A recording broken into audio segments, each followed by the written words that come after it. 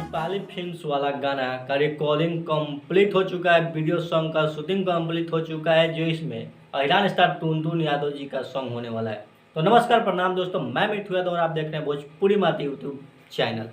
दोस्तों, यूट्यूबर नितेश यादव का जो कि नया चैनल ओपन हुआ है, नेपाली फिल्म्स यूट्यूब चैनल, जिस पर अहिरान स्टार टुनटुन यादव का गाना आने वाला है, वो कब आएगा और उस गाने का अभी क्या काम चल रहा है, आइए इस वीडियो में बात करते हैं। तो दोस्तों, अहिरान स्टार टुनटुन यादव का जो गाना नेपाली फिल्म यूट्यूब चैनल से आने वाला है, उसका वीडियो सॉन्ग का शूटिंग कंप्लीट कर लिया गया है। आप स्क्रीन पर देख पा रहे हैं, जो कि पिक सामने निकल कर आई है, जिसमें अहिरान स्टार टुनटुन यादव दो थार पे नजर आ रहे हैं। जी हाँ, 2 थार इस गाने में यूज किया गया है और एक गाना खेसारी लाल यादव जी के ऊपर होने वाला है।